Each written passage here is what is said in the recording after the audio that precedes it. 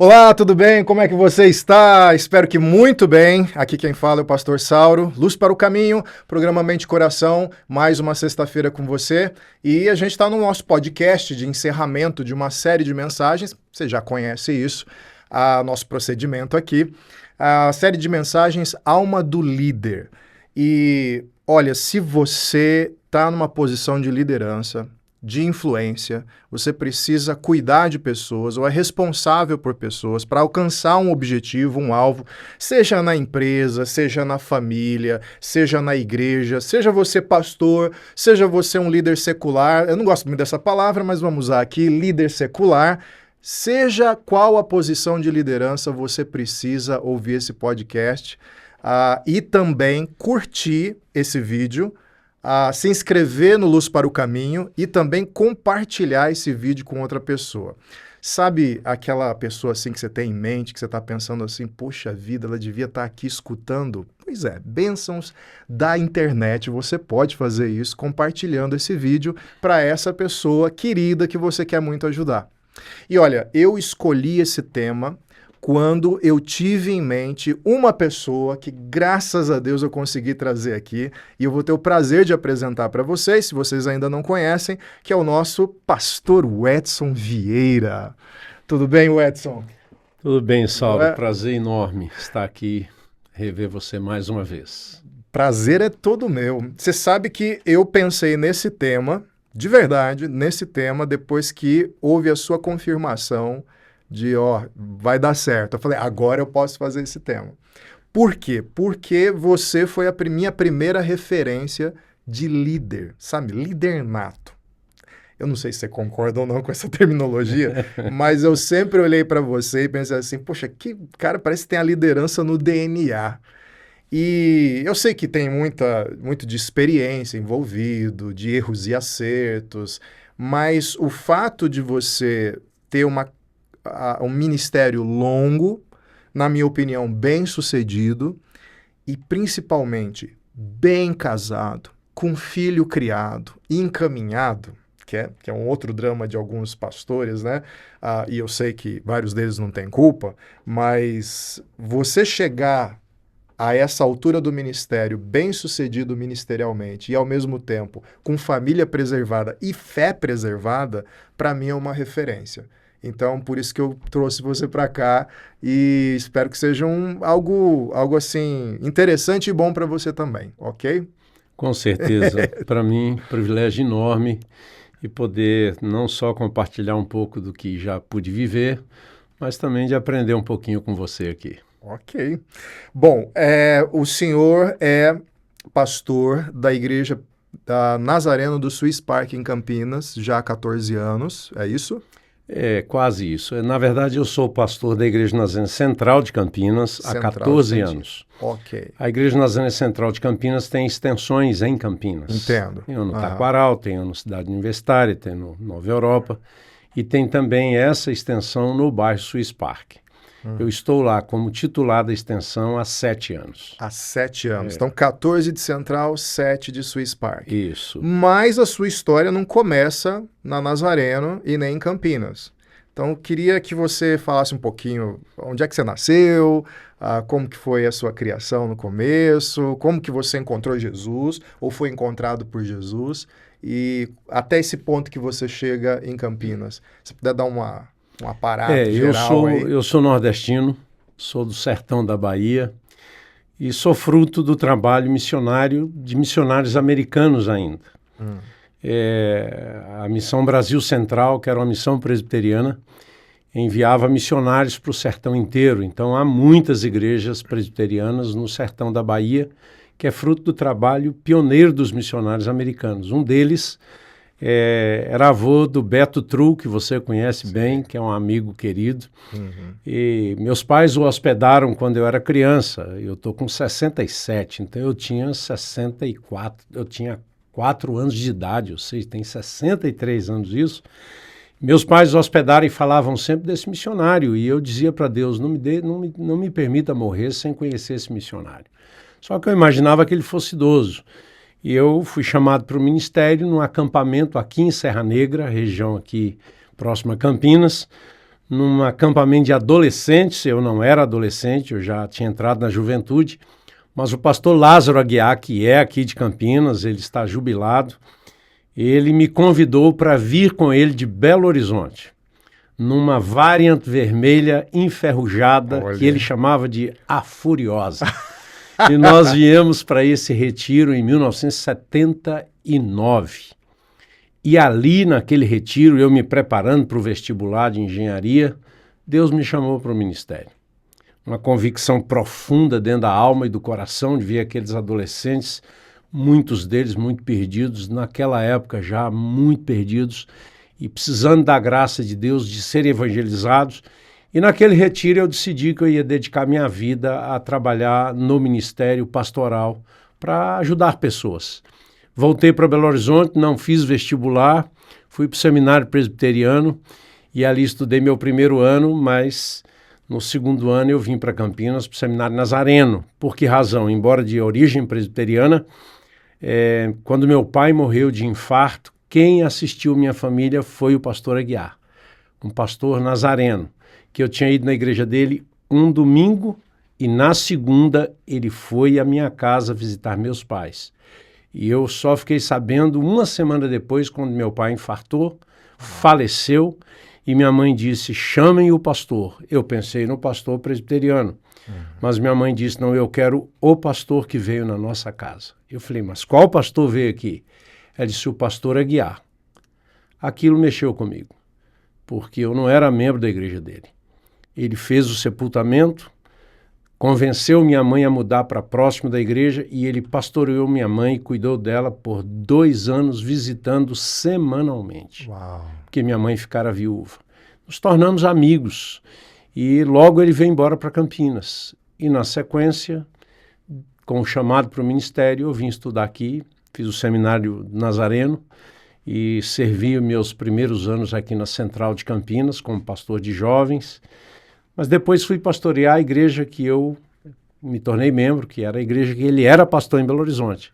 E lá fiquei 4 anos. Mas ao final de 4 anos, Jeremias Pereira, que vocês conhecem muito bem, me convidou para trabalhar com ele e eu fui trabalhar com Jeremias, fiquei por lá 10 anos. Depois de Cuiabá, voltei, fiquei mais 2 anos. E esse período pós-oitava, segundo tempo, o velho aqui adoeceu e me mandou uma mensagem assim, você me deve a sua alma. Você precisa voltar porque eu estou doente e eu preciso de ajuda. Então eu voltei para Campinas muito em função da necessidade do pastor Aguiar. Foi pela relação com ele. Pela relação, para mim ele é como um pai, ele foi meu mentor, eu tive 2 mentores. Aguiar Valvassoura, que foi com quem eu me formei, e Jeremias Pereira, que foi uma referência para mim o tempo todo. Que mentores, hein? Que mentores. Que privilégio. Porque os 2 são grandes nomes, grandes líderes da igreja no Brasil, reconhecidos, e eu imagino o que você aprendeu com eles ao longo de tanto tempo. Eu aprendi muita coisa com eles, os meus defeitos eu não atribuo a eles, pode ter certeza, mas aprendi muito com os 2. Que bom, que bom.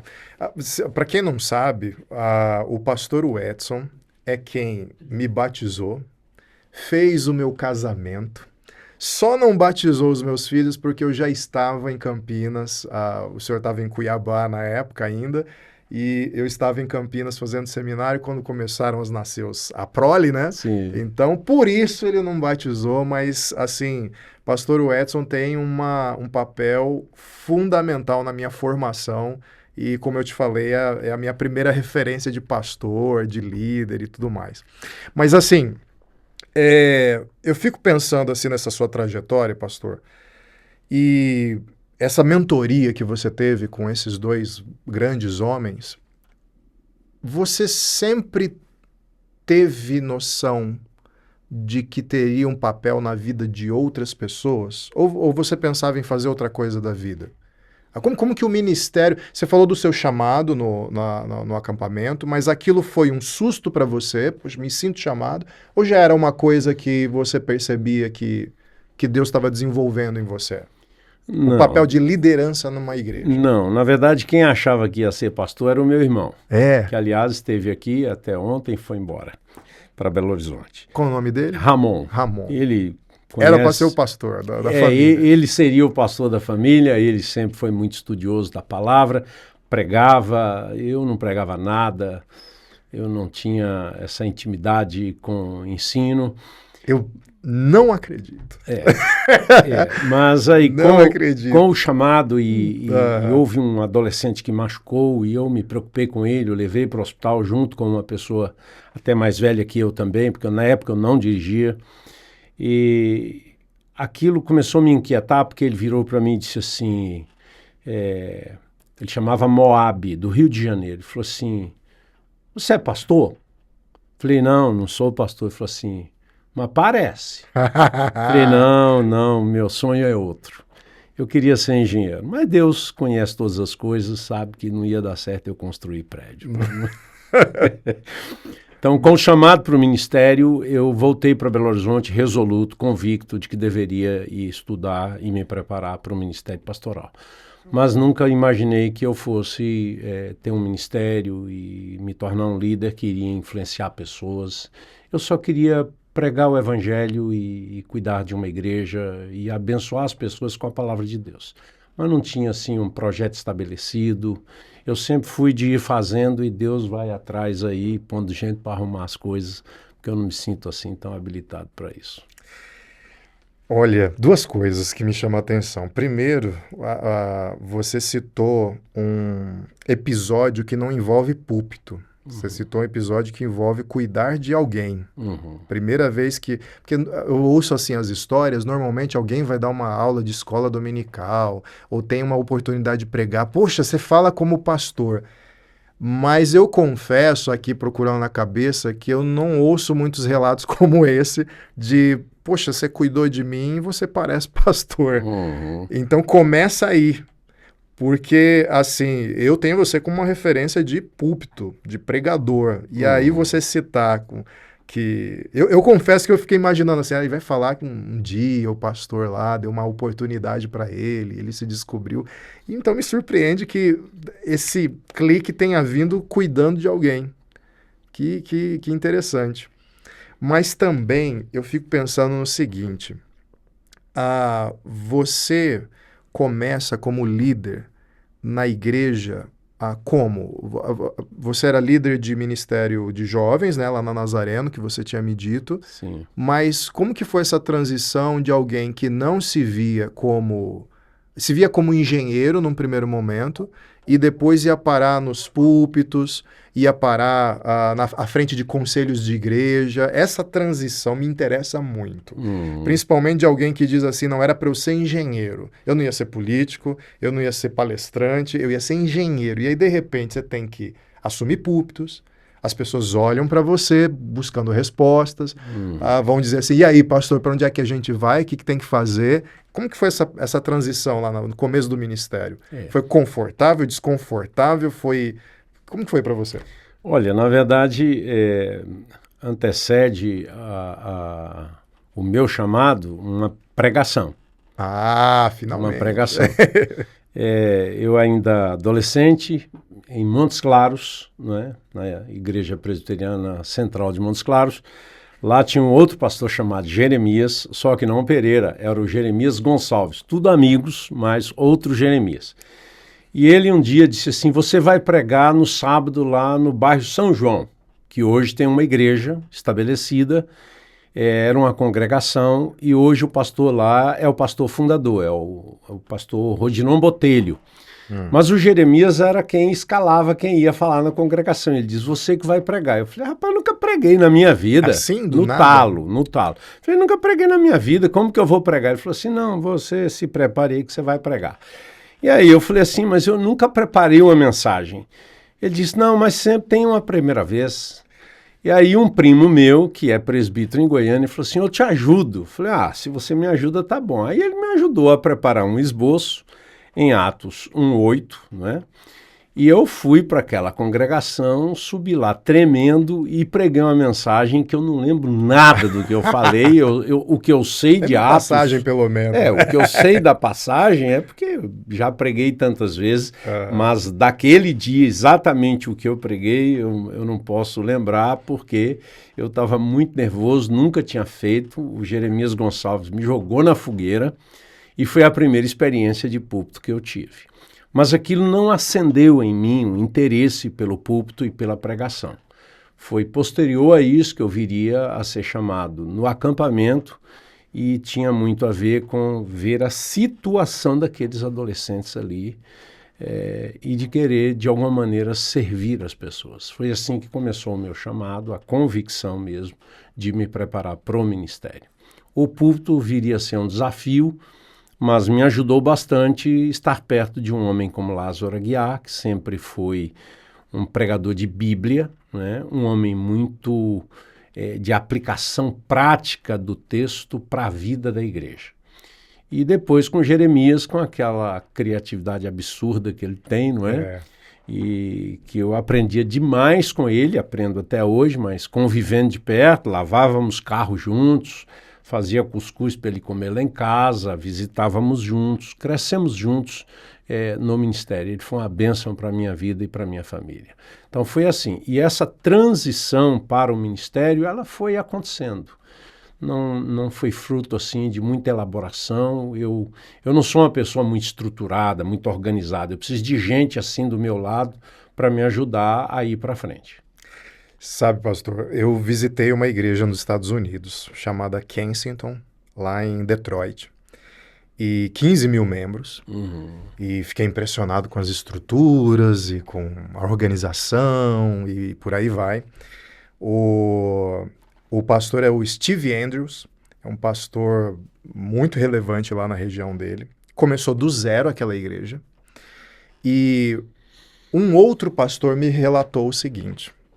Ele falou assim, eu cheguei para um dos líderes lá da igreja e perguntei assim, poxa, o Steve Andrews deve ser um grande pregador, né? Eu falei, ixi, não é não. Olha, ele prega mal porque tem um outro pregador na igreja que ele chamou e tal, ele que prega, ele que é o pregador no púlpito. É mesmo? Então ele deve ser um gestor maravilhoso, deve ser um administrador sensacional. Não é que nada. A gente teve que contratar uma pessoa para organizar a vida dele porque é todo desorganizado. Mas não é possível, o que ele tem de diferente? Aí ele falou assim, ninguém duvida do grande amor do Steve Andrews por Jesus e pela missão. Ele é uma... E aí eu fiquei com aquilo na cabeça e tive a oportunidade de depois vê-lo no Brasil, ouvi-lo no Brasil. Ele foi numa igreja aqui de Campinas palestrar, subiram 3 pastores para uma série de perguntas da plateia, e aí um deles perguntou assim, qual é o objetivo de vida de vocês? Aí um falou sobre pregação, outro falou sobre liderança, e aí quando ele foi falar, me lembrou muito isso que o senhor está falando. Ele falou assim, eu tenho poucos dons. Possível, a obra que o cara fez, a liderança e tal. Então Deus me chamou para celebrar os dons dos outros. É isso que... Só? Eu lembro que essas duas coisas não conectavam na minha cabeça. E aí o senhor falar isso... Porque me chamou a atenção duas coisas. O senhor falou isso e o senhor está repetindo bastante sobre os seus mentores, a dívida que o senhor tem com o ensino, né? Uhum. Isso tem muito a ver com a sua liderança? Essa escola, essa mentoria e se ver de forma tão assim... Não é que o senhor se faça pouco caso de si mesmo, não é essa a impressão que eu tenho, mas assim de eu preciso de outras pessoas, senão o ministério não vai. Liderança tem a ver com isso também? Preciso. Até hoje, se eu puder, quando posso, eu estou com o pastor Aguiar. Antes de ontem, eu fui no final da tarde lá, onde ele mora, porque ele mora do outro lado da rua da igreja. E a igreja que eu pastorei é diferente das outras igrejas, porque nós não estamos na rua.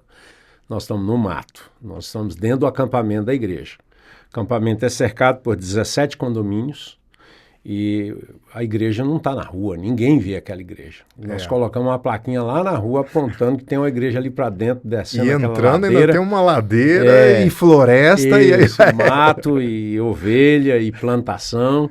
E lá embaixo ele mora, que ele está aposentado. Então, de vez em quando eu vou lá, ele toma sempre um café assim no fim da tarde, para dar um abraço e para ver. Não é frequente, mas meu irmão estava aí, eles são muito amigos. Levei o Ramon lá para ver o velho, como a gente o trata, né? Então, por vezes, eu estou para fazer uma reforma lá. O espaço é pequeno, eu estou precisando de arrumar espaço. Então, fui conversar com ele, porque ele é o mestre dos empreendimentos, né? Ele começou aqui com 120 pessoas. A igreja hoje beira aí quase 20 mil membros. Então, ele é um grande gestor, não se considera organizado também, mas ele sempre se cercou de pessoas habilidosas. Eu aprendi isso com ele. Né? Legal. Quando eu fui construir Cuiabá, eu busquei nele o arquiteto que fez aquele projeto. Eu busquei nele orientação para fazer a gestão daquele projeto de construção. E os conselhos que ele me deu estão até hoje no meu coração. Ele diz, não faça nunca uma obra antes de fazer isso, isso e isso. Então, eu sempre procurei me cercar de pessoas assim. Ele é um deles e Jeremias é outro. Jeremias é mais na área de púlpito mesmo, de criatividade, de pregação. Porque, para mim, Jeremias é um dos caras mais criativos que eu conheço. Né? Concordo. E corajoso, não tem medo de errar, ele encara, vai para frente. Então, como eu já sou mais medroso, eu preciso olhar para uns caras desses e me inspirar para seguir adiante. Eu não diria isso. Mas são quantos anos de ministério? 43 anos. 43 anos. Eu tenho 42 anos. Eu ainda fico devendo ainda para chegar no... Mas, assim, é muito tempo de experiência. O que o senhor vê que são os maiores perigos, na sua experiência, os maiores perigos para o coração de um líder? Um líder crente, discípulo de Jesus, mas que tem essa responsabilidade de influenciar pessoas. Eu tenho certeza que ao longo desse tempo o senhor já deve ter sido ameaçado por esses perigos. Eu sou. Mas ameaçado por esses perigos, já deve ter visto companheiros de ministério caírem nesses riscos, adoecerem, se perderem. Mas, assim, dos variados inimigos do coração do líder vocacionado por Deus, quais são os mais perigosos, na sua opinião? O que o senhor tem visto que é uma pedra de tropeço? Todo líder deveria prestar atenção e não superestimar a sua capacidade de lidar com eles. Sempre tive dificuldade com essas coisas, mesmo hoje. Né? Quando comecei o ministério, bem jovem, isso eu sabia que era um perigo. E hoje continuo sabendo. A soberba é um dos problemas. Né? Quando você se torna uma pessoa soberba, você se torna altivo, arrogante, pelos dons ou habilidades que possa ter, isso destrói o ministério. Pode te colocar numa plataforma e sob holofotes, porque você se autopromove, porque você se acha muita coisa. Mas isso é fatal, porque as pessoas percebem. Né? E mais do que isso, a Bíblia diz que Deus resiste ao soberbo. Então, isso é fatal para o ministério, porque um pastor que seja soberbo, arrogante, vaidoso, não é? Autoconfiante no sentido da soberba, ele está em rota de colisão com o que Deus quer. Né? Deus trabalha com o humilde, porque humildade não é ser coitadinho. Eu tive um professor que usou uma frase em sala de aula, ele já é falecido, mas eu nunca mais esqueci. Ele disse que humildade é encontrar virtudes nos defeitos dos outros e defeitos nas suas próprias virtudes. Então, desde aquele dia eu gravei essa frase, eu não escrevi, eu guardei, gravou como fogo na minha mente, de que a gente tem que tomar cuidado, porque lembra do Manuel? Como não, seu discipulador, né? Um amigo do coração. Manuel é aquela figura estranha, desengonçada, que se você olha, você diz assim, onde é que vai dar? E para mim é uma das pessoas que eu mais admiro pelo conhecimento, pela capacidade, não é, de ensinar que ele tem, de discipular, é uma mente teológica, é um poeta, não é? Um homem extremamente capaz, um educador, não é? Então, se você olha para uma pessoa como Manuel, você precisa saber que quem chama é Deus, quem vocaciona é Deus, quem capacita é Deus. Exato. Então, você, porque é carismático, você que tem habilidades para falar e etc., você pode achar que você é alguma coisa. Mas hoje, quando eu olho para o Manuel, eu fico dizendo assim, Jesus, ele foi longe, hein? Esse cara é fenomenal. Quem não sabe, meu pastor Manuel é meu amigo de infância. Nós estudamos o ginasial na época ainda, acho que nem chama mais assim. Não chama mais. Juntos, ele e o Eduardo, 3 anos pregando o evangelho para mim. E depois de 3 anos, eles me levaram lá na central onde eu ouvi o Senhor. Mas eles, quem me evangelizaram, quem me discipularam quando ainda não tinha esse nome na época, as igrejas não usavam esse nome, mas eu fui legitimamente discipulado por ele. E eu falo para o Manuel, nós somos amigos até hoje, até a gente se conversa, eu, Eduardo, Manuel. Ele, para mim, é o verdadeiro erudito. Então, eu conheço teologia, mas eu não sou erudito. Manuel é erudito, sabe? 8 correntes ao mesmo tempo, sobre o mesmo assunto. Tem um fato sobre Manuel. Quando ele foi ser examinado no presbitério para ordenação, aquelas coisas de presbitério, havia uma má vontade de querer ordená-lo, muito em função de trabalhar com um cara como eu, que era meio visto assim como inovador no presbitério, né? E ele foi para o exame. E o exame dele foi muito demorado. Só na área de sistemática foram mais de 50 perguntas. O examinador dele olhava no laptop as perguntas, porque ele não conseguia lembrar de todas as perguntas que ele gostaria de fazer. Mas o Manuel respondeu as 50. Não tinha anotações nem nada, só aqui. Aí um dos examinadores dele, da comissão, chegou para mim e disse assim, rapaz, Manuel é demais, hein? Eu não passaria nesse exame. Exame que ele fez. O exame que ele fez. Eu não perdi a oportunidade. Eu falei, eu sei, fui eu que te examinei. Sei que você não passaria. Olha, eu acho que isso é coisa de quem foi sua ovelha, viu? Porque a minha entrevista começou de manhã, pausou no almoço, acabou? Não, vai continuar à tarde. E continuou à tarde. Mas eu sempre tive que enfrentar esse fato de ter trabalhado na Presbiteriana e da Nazareno, porque quando eu fui examinado pela Junta de Educação Teológica da IPB, dia 13 de março de 91, lá em Brasília, o Gerê era meu tutor e me acompanhou no exame. A primeira pergunta foi feita por um dos doutores da IPB, disse assim, como você vai conciliar o ministério numa igreja calvinista, tendo uma formação armínio-wesleyana? E aí? Eu falei assim, olha, eu já lido com isso lá no seminário, porque eu sou de berço presbiteriano. E eu sou visto como calvinista. Então, vindo trabalhar aqui na igreja presbiteriana, eu serei visto como arminiano. Falei, eu não tenho dificuldade com isso, porque eu já estou acostumado. Eu creio na soberania de Deus, na salvação do homem. Eu não creio que ninguém pode ser salvo se Deus não o alcançar com o poder da sua graça, porque o homem está morto nos seus delitos e pecados, mas eu não sei onde é que está a linha que separa a responsabilidade humana, a soberania divina. Se alguém aqui souber, mudar a pergunta, já foram para outra pergunta, mas essa coisa de ser pastor presbiteriano, ser pastor nazareno, isso de uma certa forma me deu muita liberdade para trabalhar com pessoas e para ministrar na igreja.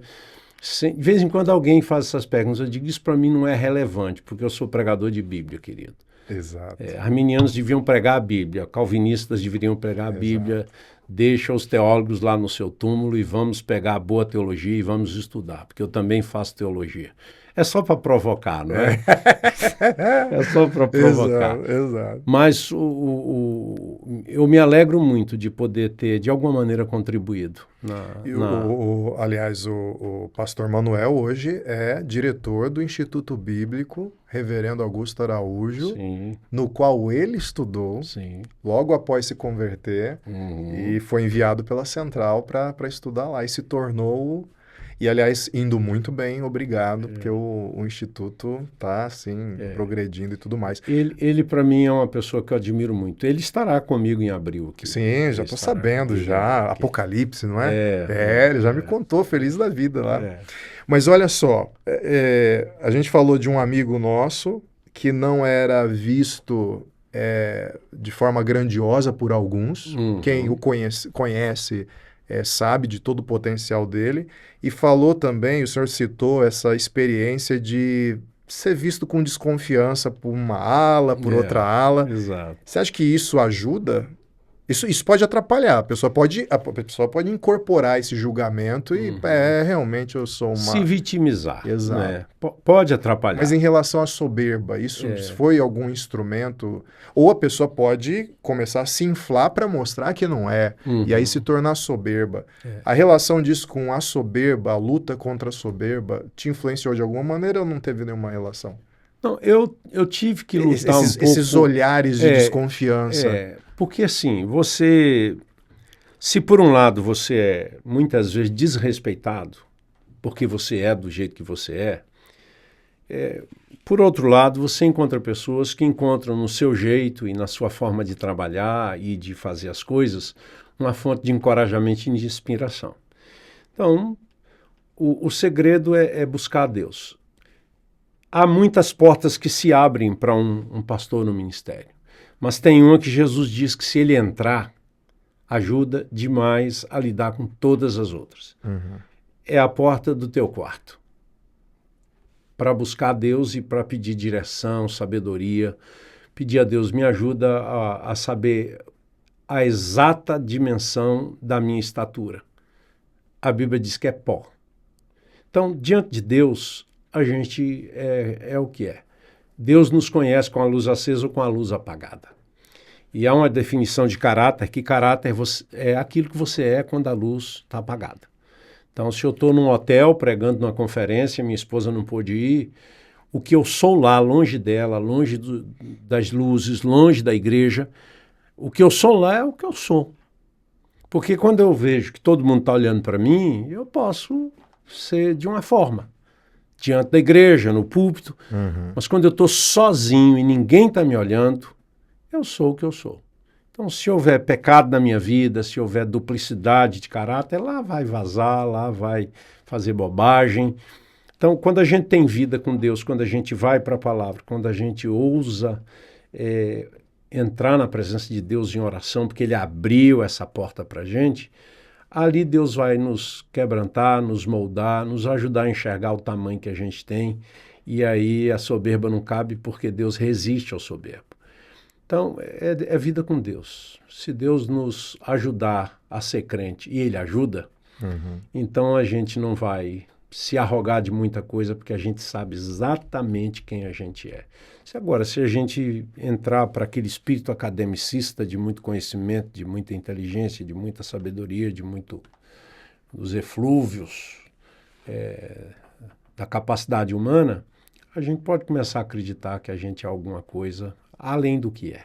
Jesus diz que se a gente fizer só o que a gente sabe que deve fazer, que a gente devia se considerar servos inúteis. Essa palavra aí põe a gente no lugar. Então, com a graça de Deus, a gente pode vencer esse coração duro, arrogante, esse coração que a Bíblia diz que é enganoso. É só por Deus mesmo. Só por Deus. Então, buscar a Deus é o antídoto para a soberba do líder. É vida com Deus. E interessante, porque o senhor falou assim, que busca a Deus e Deus resiste ao soberbo. Se eu estou sendo tentado nessa área do orgulho, da soberba, naturalmente eu não vou querer ficar perto de alguém que resiste ao que eu estou me tornando, né? Vou fugir dele. Então, necessariamente, o líder soberbo para de buscar Deus, né?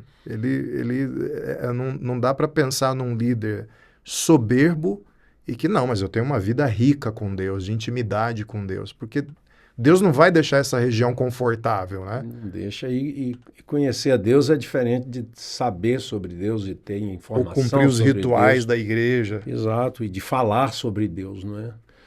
Sobre Deus, mesmo eu tinha na igreja, quando pastorei em Belo Horizonte, uma senhora que ela era crente, uma mulher bastante ativa na igreja, os filhos também, mas o marido não. Ele ia à igreja porque gostava de me ouvir, mas ele era cético, ateu e extremamente culto e que conhecia o Novo Testamento como poucos pastores, porque ele era um leitor ardoroso, voraz e extremamente questionador. Mas ele não cria no que estava ali, era um conhecimento histórico para ele. Né? Então, você pode ter uma pessoa que nem convertida que conhece o texto bíblico porque gosta de ler e porque tem curiosidade. Mas é diferente de conhecer a palavra, de conhecer a Deus. Né? Então, as minhas conversas com ele eram interessantes, porque ele tinha argumentações de cunho bíblico e eu tinha que trabalhar com ele aquilo ali. Né? Então, um pastor pode... Eu sei que há pastores que nem convertidos são. Não é só, isso não é só em alguns países... Não é lenda urbana. Não é lenda urbana, não é?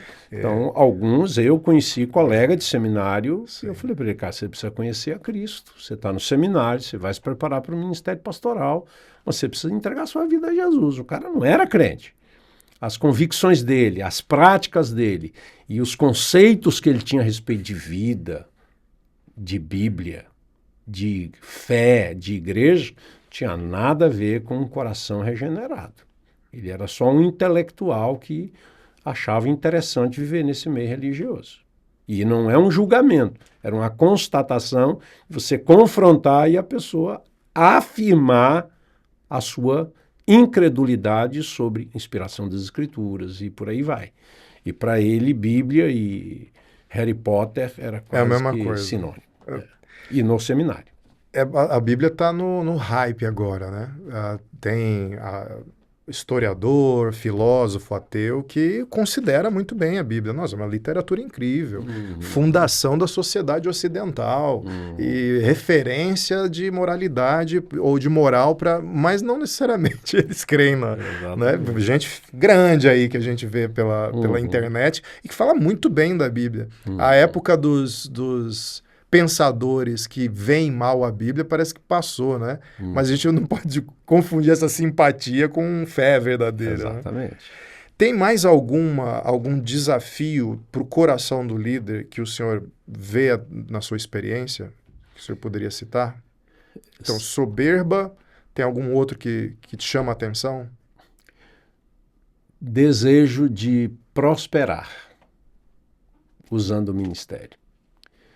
De todos os tipos, financeiro, fama... Olha, com as redes sociais, os adventos aí da tecnologia, você pode cair nesse laço de se tornar uma pessoa que ama ser visto, publicado, fotografado. Nenhum problema com isso. As redes sociais existem para isso e são recursos extraordinários que podem ser bem utilizados. Mas se amar isso, e se desejar isso, e se isso massagear o coração, é uma espécie de autoidolatria, né? E é sempre prejudicial para a alma da pessoa. Né?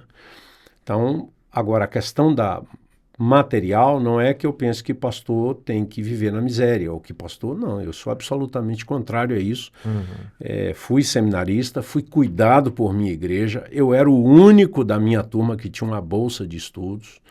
Andei muito por Cosmópolis, aqui próximo a Paulínia, vendendo coisa na rua para poder ganhar um pouco de dinheiro. Então não tinha aula, não tinha trabalho para fazer, pegava o ônibus, levava um embornal aqui e ia vender sabonete, pente, ralador de pé para ganhar um dinheirinho, de porta em porta. Hoje é impossível. Com a internet, tudo recebe em casa e ninguém abre porta para atender quem está batendo mais, questão de segurança. Mas naquela época isso acontecia e eu trabalhava semanalmente umas 2, 3 vezes por semana. Depois eu arrumei um emprego de período reduzido, na parte da tarde, num banco, na área de compensação, porque ia casar, então tinha que juntar um pouquinho mais. Mas eu sempre fui apoiado por minha igreja. Mas eu conheci seminaristas que eles não tinham apoio nenhum de suas igrejas, eles tinham que pagar a sua mensalidade no seminário, e para isso eles tinham que ralar muito para dar conta, porque a gente estudava, tinha aula de manhã, mas tinha muito para entregar. Éramos internos, então era bastante puxado na época. Então, eu fui seminarista rico, eu tinha uma máquina de datilografia Remington, né? Era o único que tinha, todos tinham que disputar lá na biblioteca. Era o computador da época. Era o computador da época. E eu tinha a minha no meu quarto, então por quê? Eu tinha apoio, né?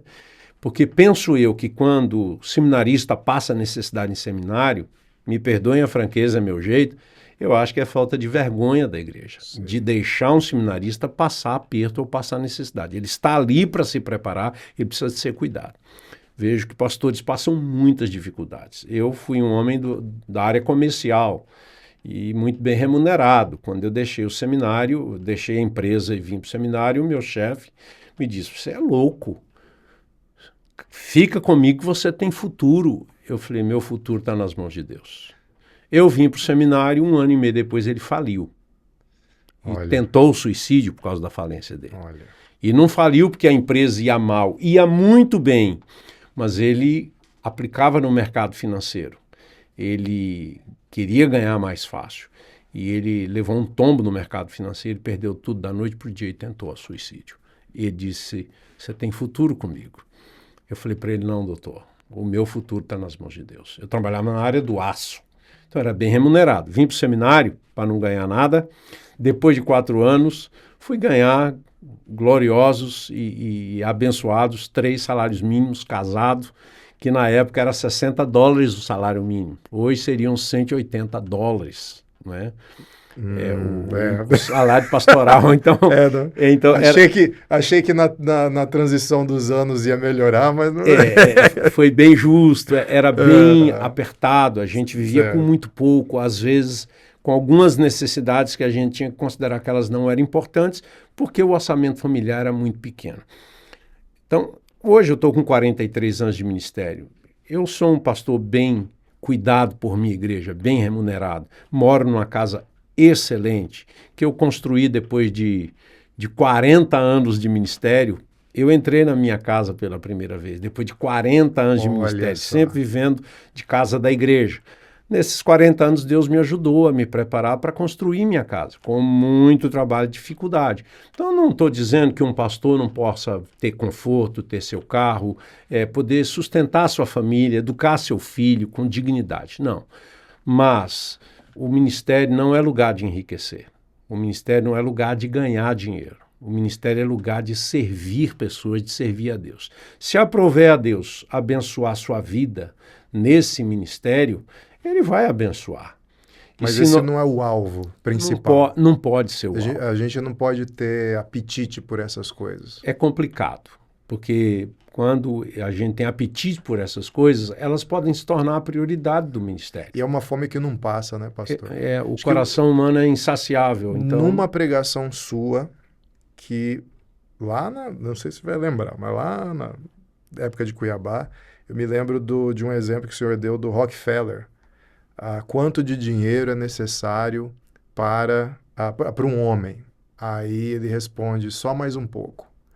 Então, e o cara era bilionário, o maior homem mais rico da sua época e tal. Olha, a gente vai ter que encerrar. Sim. Porque eu ficava aqui mais tempo, porque assim, é precioso. Então, só para pontuar aqui, soberba, então, e essa sede por imagem, projeção, né? Poder. Aliás, às vezes eu fico achando que tá faltando um pouquinho de vender, trabalhar no comércio, ou ralar um pouquinho, porque eu não sei como era na época do senhor, mas tem saído bastante gente de uma nova geração, não são todos, tá, gente? Não são todos, mas que acha que vai sair de seminário e amanhã é o Hernandes. Então eu vou abrir um canal no YouTube. A primeira coisa que ele vai fazer, vou abrir um canal no YouTube e fazer vídeos teológicos comentando Tá, ok, às vezes a pessoa tem um chamado ministerial para teologia, vai ser um teólogo e não um pastor, mas não há essa divisão, tá misturado. Não, eu sou um pastor. Tá, mas você está pastoreando gente? Pela internet, dando aula de grego, hebraico, sei lá, na internet. Tá, mas onde é que é o cuidado das pessoas? Onde é que você encontra com as pessoas? Onde é que... Não tem. Porque o YouTube parece que dá essa relevância, essa importância, seguidores, né? Visualizações. Você começar o ministério numa igreja local... vocês não sabem. Né? A pregação é 5% do tempo que você usa no pastor, não é, pastor? Principalmente no começo do ministério. É muita visita, é muito BO para resolver, é reforma da igreja, questões burocráticas, é gerir pessoas, é influenciar pessoas, são reuniões e tudo mais. Aí, no meio disso, você prega também, ensina, que é um ponto alto, que é relevante, importante, fundamental. Mas não é gravei o vídeo e pronto, acabou meu ministério, já postei o vídeo no YouTube, agora eu vou continuar lendo os livros e tal. Dá uma palavra para essa turma, dá um conselho para essa turma que está achando que ele terminou o seminário e já pulou para... vou ter 1 milhão de seguidores e pregar em conferências, igual o Hernandes, igual o pastor Edson, igual o fulano do, sei lá, 2 dedos de teologia. E nada contra, viu, esses ministérios, mas há uma ilusão que eu vejo muito frequente, que eu tenho ouvido os novos pastores, e é uma ilusão que logo em seguida, eu conto assim no relógio, logo em seguida, deu ali 1 ano de pastoreio de igreja, veio uma grande frustração, uma enorme frustração. Não era isso que eu pensava que era pastorear. O que o senhor teria para dizer para essa turma? Olha, eu teria para dizer para você que atrás dessa câmera, milhares de pessoas poderão assistir esse podcast. Mas eu não consigo consolar o coração delas presencialmente ou visitá-las no hospital quando elas estiverem passando por uma dor. Isso a gente faz corpo a corpo, dia a dia. E pastorear não é estar na mídia. Pastorear é todo dia você estar de joelhos pelas pessoas e quando elas estiverem necessitadas, você poder abraçá-las, poder visitá-las. Igreja, você tem que sentir cheiro de ovelha. Você tem que ajudar a tirar carrapicho. E isso é na caminhada. Pastorear a igreja impõe relacionamento. Relacionar-se com pessoas difíceis, pessoas fáceis, pessoas que são agradáveis e pessoas que muitas vezes são desagradáveis pelas dores que elas estão querendo jogar sobre você. Então não se apaixone pelo mundo midiático, pelo mundo digital. Eles é uma ferramenta que você pode usar, mas ame pessoas, abrace pessoas, converse com pessoas, leia mais a sua Bíblia, ore mais, estude para ensinar, estude para pregar. Por mais experiente que eu possa ser, com 43 anos e com um vasto repertório de mensagens, eu preciso estudar toda semana para pregar, porque a igreja precisa de comida fresca. A igreja precisa de ser alimentada com mensagens que ela tem necessidade hoje. Eu posso usar coisas antigas, mas eu preciso observar hoje. Seja um pastor atual, seja um pastor presente, seja você um pastor que ame as pessoas de coração. Quem vai te dar isso é o Espírito Santo. Por isso, entrar por aquela porta secreta do seu quarto, para ler sua Bíblia e para orar e para chorar diante de Deus a favor das pessoas, fará de você um pastor de coração quebrantado. Isso vai jogar uma água nessa fogueira de vaidades que tantas vezes o nosso coração se torna.